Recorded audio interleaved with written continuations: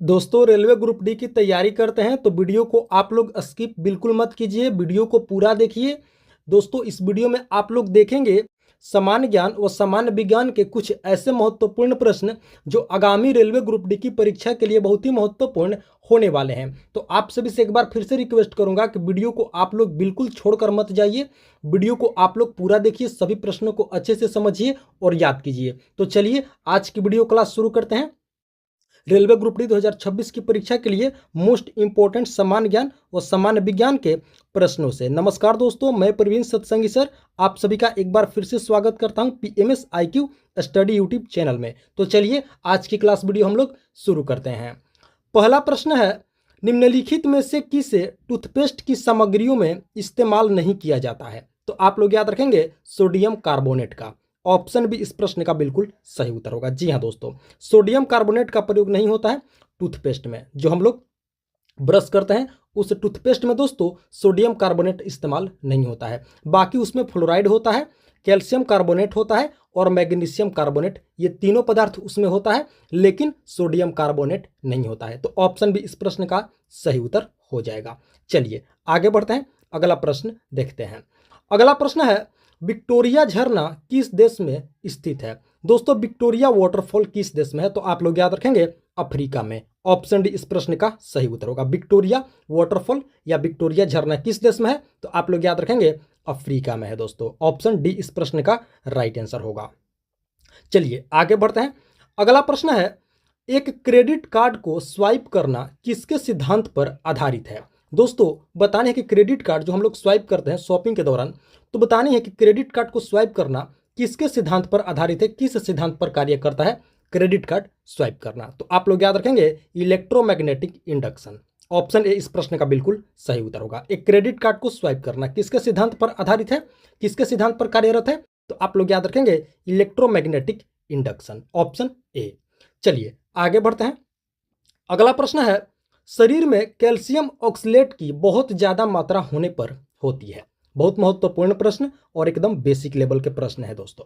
बतानी है कि अगर हमारे शरीर में कैल्शियम ऑक्सलेट की मात्रा बहुत ज्यादा हो जाती है तो क्या होता है? तो आप लोग याद रखेंगे पथरी। ऑप्शन सी, जी हाँ दोस्तों, स्टोन हो जाता है। कैल्शियम ऑक्सलेट की बहुत ज्यादा मात्रा होने पर हमारे शरीर में पथरी हो जाती है। तो ऑप्शन सी इस प्रश्न का क्या हो जाएगा?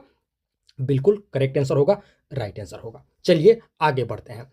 अगला प्रश्न है, निम्नलिखित में से कौन सा मुख्य रूप से भारत का लोक नृत्य नहीं है? तो दोस्तों आप लोग याद रखेंगे इसका सही उत्तर होगा मोहिनी अट्टम। Option A. जी हाँ दोस्तों, मोहिनी अट्टम क्या है? ये भारत का लोक नृत्य नहीं है, भारत का शास्त्रीय नृत्य है दोस्तों। आप लोग याद रखेंगे मोहिनी अट्टम लोक नृत्य में नहीं आता है, ये शास्त्रीय नृत्य में आता है, जो दोस्तों केरल राज्य का क्या है? शास्त्रीय नृत्य है। आप लोग याद रखेंगे। बाकी तीनों लावणी, कालबेलिया, रॉफ, ये तीनों क्या है? ये तीनों लोक नृत्य है, फोल्क डांस है। लेकिन दोस्तों मोहिनी अट्टम जो है ये क्या है? ये शास्त्रीय नृत्य है। किस राज्य का?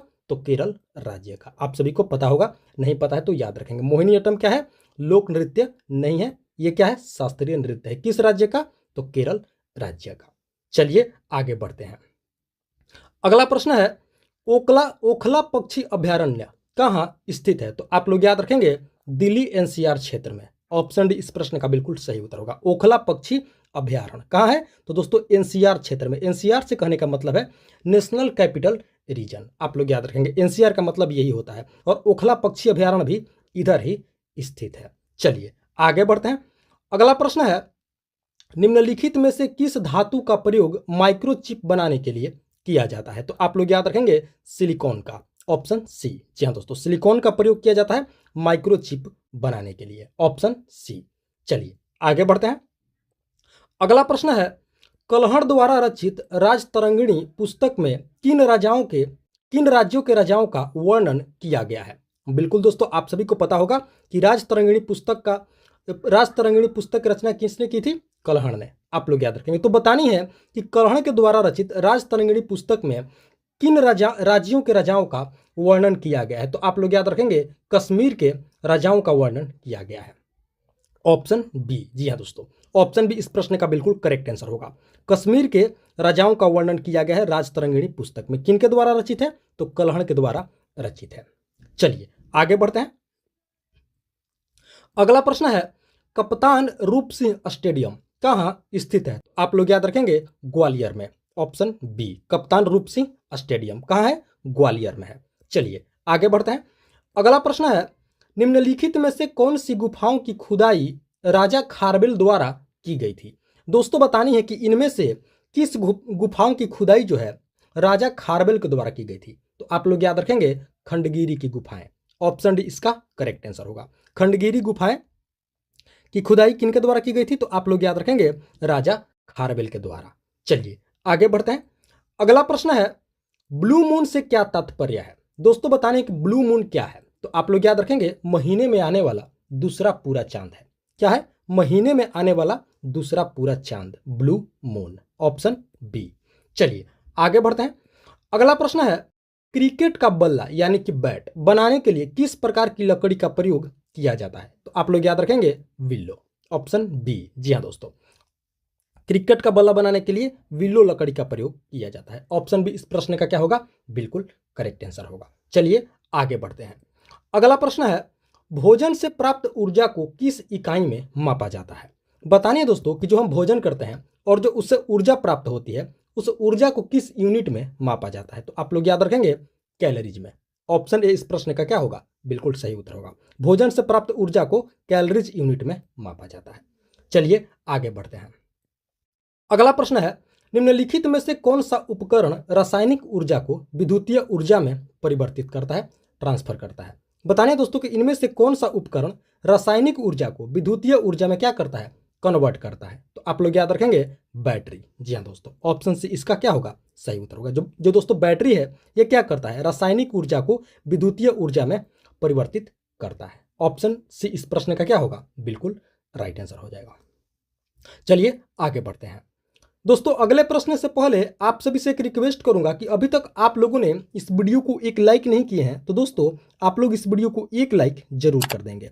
साथ ही साथ PMS IQ study YouTube channel पर आप लोग पहली बार विजिट किए हैं तो दोस्तों इस चैनल को आप लोग जरूर सब्सक्राइब करेंगे इसी तरह का महत्वपूर्ण व जेन्युइन प्रश्नावली वीडियो प्रतिदिन देखने के लिए। और हाँ दोस्तों, वीडियो में आप लोग अंत तक जरूर बने रहेंगे। आगे दोस्तों और भी बहुत ही महत्वपूर्ण प्रश्न रेलवे ग्रुप डी की परीक्षा के लिए होने वाले हैं, तो आप लोग वीडियो को अंत तक जरूर देखेंगे, एक एक प्रश्न को अच्छे से समझेंगे। तो चलिए अब आगे बढ़ते हैं। अगला प्रश्न है मध्य प्रदेश स्थित सांची स्तूप किसके द्वारा बनाया गया था? जी हाँ दोस्तों, बताइए कि सांची स्तूप किसके द्वारा बनाया गया था? तो आप लोग याद रखेंगे अशोक। ऑप्शन बी इसका क्या होगा? बिल्कुल सही उत्तर होगा, सम्राट अशोक। सांची का स्तूप किसके द्वारा बनाया गया था? तो आप लोग याद रखेंगे अशोक के द्वारा। चलिए आगे बढ़ते हैं। अगला प्रश्न है पौधों की पत्तियों से पानी के वाष्पीकरण को क्या कहा जाता है? दोस्तों बतानी है कि जो पौधे की पत्तियां होती हैं उस पत्तियों से पानी का जो वाष्पीकरण होता है उसे क्या कहा जाता है? तो आप लोग याद रखेंगे ट्रांसपिरेशन कहा जाता है। ऑप्शन ए इसका बिल्कुल सही उत्तर होगा। जी हाँ दोस्तों, पौधों की पत्तियों से पानी के वाष्पीकरण को ट्रांसपिरेशन कहा जाता है। ऑप्शन ए इस प्रश्न का बिल्कुल राइट आंसर हो जाएगा। चलिए आगे बढ़ते हैं। अगला प्रश्न है हिपैरिन नामक प्रोटीन का उत्पादन किस अंग के द्वारा होता है? दोस्तों बतानी है कि हिपैरिन नामक प्रोटीन का उत्पादन हमारे शरीर के किस अंग के द्वारा होता है? तो आप लोग याद रखेंगे यकृत यानी कि लीवर। Option B. जी हाँ दोस्तों, लीवर यानी कि यकृत के द्वारा उत्पादन होता है। किस प्रोटीन का? हिपैरिन नामक प्रोटीन का। ऑप्शन बी इस प्रश्न का राइट आंसर होगा, करेक्ट आंसर होगा। चलिए अब आगे बढ़ते हैं। अगला प्रश्न है पिस्टल यानी कि रिवॉल्वर का आविष्कार किसने किया था? दोस्तों बतानी है कि पिस्टल रिवॉल्वर का आविष्कार किसने किया था? तो आप लोग याद रखेंगे सैमुअल कोल्ट। ऑप्शन डी इस प्रश्न का बिल्कुल राइट आंसर होगा। रिवॉल्वर का आविष्कार किसने किया था? पिस्टल का आविष्कार किसने किया था? तो आप लोग याद रखेंगे सैमुअल कोल्ट ने। Option D. चलिए आगे बढ़ते हैं। अगला प्रश्न है निम्नलिखित में से कौन सा बर्फ और धूल के न्यूक्लियस से बना खगोलीय पिंड है? बताने दोस्तों कि इनमें से कौन सा पिंड है जो बर्फ और धूल के न्यूक्लियस से बना है? तो आप लोग याद रखेंगे कोमेट। ऑप्शन सी इस प्रश्न का सही उत्तर होगा। जी हाँ दोस्तों, कोमेट यानी कि धूमकेतु ये क्या है? बर्फ और धूल के न्यूक्लियस से बना होता है। ऑप्शन सी इस प्रश्न का क्या होगा? बिल्कुल करेक्ट आंसर होगा। चलिए आगे बढ़ते हैं। अगला प्रश्न है दोस्तों, अगला प्रश्न है निम्नलिखित में से कौन सा नाइट्रोजन फिक्सिंग बैक्टीरिया है? दोस्तों बताने कि इनमें से कौन सा नाइट्रोजन फिक्सिंग बैक्टीरिया है, जीवाणु है? तो आप लोग याद रखेंगे राइजोबियम। Option B. जी हाँ दोस्तों, राइजोबियम क्या है? नाइट्रोजन फिक्सिंग बैक्टीरिया है। ऑप्शन बी इस प्रश्न का क्या होगा, बिल्कुल करेक्ट आंसर होगा। चलिए आगे बढ़ते हैं। अगला प्रश्न है दोस्तों, किस भारतीय राज्य को संपूर्ण डिजिटल राज्य घोषित किया गया है? दोस्तों बतानी है कि भारत के किस राज्य को संपूर्ण डिजिटल राज्य घोषित किया गया है? आप लोग याद रखेंगे दोस्तों, संपूर्ण डिजिटल राज्य है केरल भारत का। ऑप्शन डी इस प्रश्न का क्या होगा, बिल्कुल सही उत्तर होगा। भारत का संपूर्ण डिजिटल राज्य कौन सा है? तो आप लोग याद रखेंगे केरला है दोस्तों, ऑप्शन डी। चलिए आगे बढ़ते हैं। अगला प्रश्न है, एक गर्म शीशे को धीमे धीमे ठंडा करने की प्रक्रिया को क्या कहा जाता है? दोस्तों बहुत ही महत्वपूर्ण प्रश्न है, इस प्रश्न को आप लोग स्टार मार्क कर लेंगे, हाईलाइट कर लेंगे। गर्म शीशे को धीमे धीमे ठंडा करने की प्रक्रिया को एनीलिंग कहा जाता है। आप लोग याद रखेंगे ऑप्शन ए। जी हाँ दोस्तों, गर्म शीशे को धीमे धीमे ठंडा करने की प्रक्रिया एनीलिंग कहलाती है दोस्तों, ऑप्शन ए। चलिए आगे बढ़ते हैं। अगला प्रश्न है, निम्नलिखित में से किस ग्रह का आकार पृथ्वी के आकार के निकट है? कहने का मतलब है दोस्तों कि किस ग्रह का जो आकार है बिल्कुल पृथ्वी के आकार के बराबर है, पृथ्वी के आकार के जैसा है। तो आप लोग याद रखेंगे शुक्र यानी कि वीनस, ऑप्शन सी। जी हाँ दोस्तों, शुक्र ग्रह जो है पृथ्वी की जुड़वा बहन भी कहा जाता है, आप सभी को पता होगा। क्यों? क्योंकि दोस्तों आकार की दृष्टि से पृथ्वी के आकार के एकदम निकट है, यानी कि दोस्तों बिल्कुल हमारे पृथ्वी के आकार के जैसी है। कौन सा ग्रह? शुक्र ग्रह यानी कि वीनस, ऑप्शन सी दोस्तों इसका सही उत्तर होगा। चलिए आगे बढ़ते हैं। अगला प्रश्न है, यूएफओ से क्या तात्पर्य है? दोस्तों बताने कि यूएफओ से क्या मतलब होता है, इसका मतलब क्या होता है, पूर्ण रूप क्या होता है? आप लोग याद रखेंगे अनआइडेंटिफाइड फ्लाइंग ऑब्जेक्ट, यानी कि ऑप्शन बी। जी हाँ दोस्तों, यूएफओ का मतलब क्या होता है, unidentified flying object, option B आप लोग याद रखेंगे। चलिए आगे बढ़ते हैं। अगला प्रश्न है, ब्रिटिश से लड़ते हुए रानी लक्ष्मीबाई का देहांत कहाँ हुआ था? दोस्तों बतानी है कि रानी लक्ष्मीबाई की मृत्यु कहाँ हुई थी ब्रिटिश से लड़ते हुए? तो आप लोग याद रखेंगे ग्वालियर में, ऑप्शन बी इसका सही उत्तर होगा। जी हाँ दोस्तों, ब्रिटिशों से लड़ते हुए रानी लक्ष्मीबाई का देहांत कहाँ हुआ था? ग्वालियर में हुआ था दोस्तों। चलिए आप लोग हमें कमेंट करके बताएंगे दोस्तों कि रानी लक्ष्मीबाई का जन्म कहाँ हुआ था। आप लोग हमें कमेंट करके जरूर बताएंगे कि रानी लक्ष्मीबाई का जन्म किस स्थान पर हुआ था, कमेंट करेंगे। और देहांत कहाँ हुआ था दोस्तों ब्रिटिश से लड़ते हुए? तो वो ग्वालियर में हुआ था। चलिए आगे बढ़ते हैं, अगला प्रश्न देखते हैं। अगला प्रश्न है, उस वास्तुकार का नाम बताएं जिसने नई दिल्ली को डिजाइन किया था। दोस्तों बतानी है कि नई दिल्ली को डिजाइन करने वाला आर्किटेक्चर कौन था, वास्तुकार कौन था? आप लोग याद रखेंगे sir Edwin Lutyens, option B. जी हाँ दोस्तों, दिल्ली के आर्किटेक्चर का क्या नाम है? तो आप लोग याद रखेंगे sir Edwin Lutyens, option B इस प्रश्न का बिल्कुल राइट आंसर होगा। चलिए आगे बढ़ते हैं। अगला प्रश्न है, बाइफोकल लेंस का आविष्कार किसने किया था? दोस्तों बतानी है कि बाइफोकल लेंस का आविष्कार किसके द्वारा किया गया था? तो आप लोग याद रखेंगे बेंजामिन फ्रैंकलिन, ऑप्शन बी। जी हाँ दोस्तों, बेंजामिन फ्रैंकलिन बिल्कुल वही जिन्होंने तड़ित चालक की खोज की थी। आप लोग याद रखेंगे इन्होंने ही बाइफोकल लेंस का भी आविष्कार किया था, बेंजामिन फ्रैंकलिन ने। तो ऑप्शन बी इस प्रश्न का बिल्कुल राइट आंसर हो जाएगा। चलिए आगे बढ़ते हैं।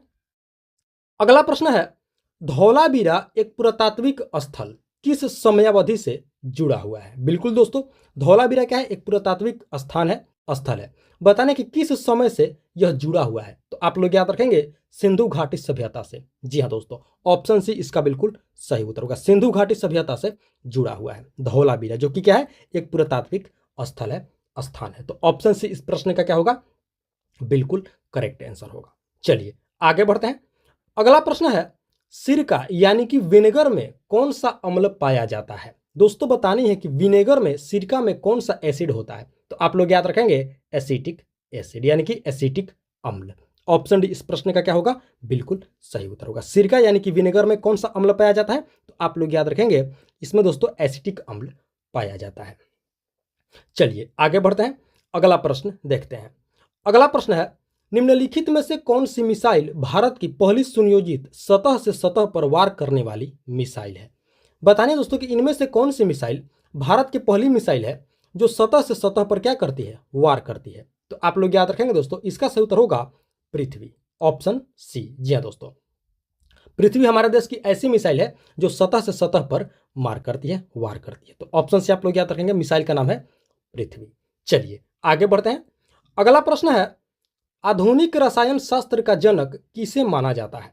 दोस्तों बताने हैं कि आधुनिक रसायन शास्त्र के जनक किन्हें माना जाता है, तो आप लोग याद रखेंगे एंटोनी लवोइसियर को। जी हाँ दोस्तों, ऑप्शन डी इसका सही उत्तर होगा। एंटोनी लवोइसियर को आधुनिक रसायन शास्त्र का जनक माना जाता है। ऑप्शन डी इस प्रश्न का बिल्कुल सही उत्तर होगा। आप सभी याद रखेंगे ऑप्शन डी।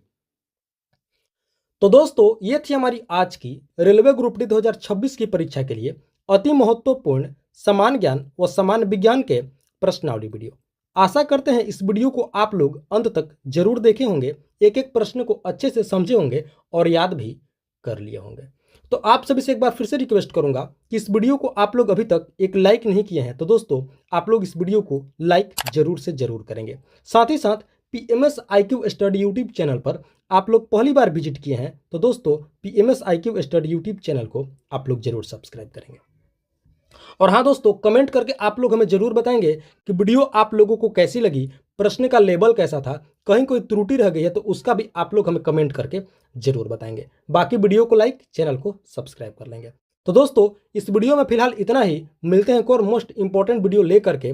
तब तक के लिए आप सभी का बहुत बहुत धन्यवाद। जय हिंद दोस्तों।